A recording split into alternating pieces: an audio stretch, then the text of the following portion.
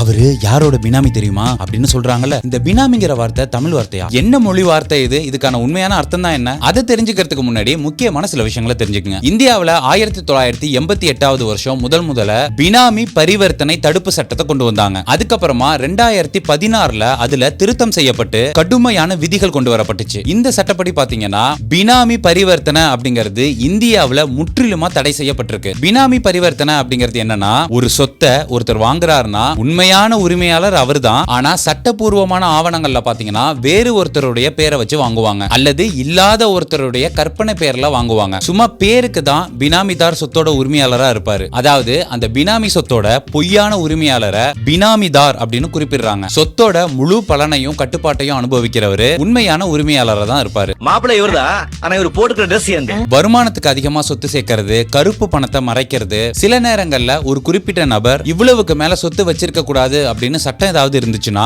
அதை மீறதுக்கு, அப்புறம் கடன் வாங்கினவங்க கிட்ட இருந்து தப்பிக்கிறதுக்கு, இந்த மாதிரி பல காரணங்களுக்காக சட்டவிரோதமான பினாமி பரிவர்த்தனையை மேற்கொள்றாங்க. இந்த மாதிரி பினாமி பரிவர்த்தனையில ஈடுபடுறவங்களை கையும் களவுமா பிடிச்சா 1 வருஷத்துல இருந்து 7 வருஷம் வரைக்கும் கடுங்காவல் சிறை தண்டனை கொடுப்பாங்க. சிறை தண்டனையோட சேர்த்து பினாமி சொத்தை, அதாவது அவங்க ஏமாத்துனாங்க இல்லையா, அந்த சொத்தோட சந்தை மதிப்புல 25% வரைக்கும் அபராதமாவும் விதிக்கப்படலாமா. அப்புறம் சொத்துக்களையும் பறிமுதல் செஞ்சிருவாங்களாம். இப்போ அந்த பினாமிங்கிறது எந்த மொழி வார்த்தை அப்படிங்கிறதுக்கு வருவோம். பினாமி ஆதியில ஒரு பெர்ஷியன் வார்த்தை. இந்த வார்த்தைக்கு பெயர் இல்லாமல் அல்லது பெயர் இல்லாதது இந்த மாதிரியான அர்த்தம் வரும். இந்த பெர்ஷியன் வார்த்தை உருது மொழிக்கு வந்து, உருது மொழியிலிருந்து அப்புறம் ஹிந்திக்கு வந்து, அங்கிருந்து தான் இந்திய மொழிகள் பூரா பரவிடுச்சு அப்படின்னு சொல்றாங்க. நீங்க யாரெல்லாம் பினாமியா இருப்பாங்கன்னு நினைக்கிறீங்க? இதை பத்தின உங்களுடைய கருத்துக்களை கமெண்ட்ல பதிவு பண்ணுங்க.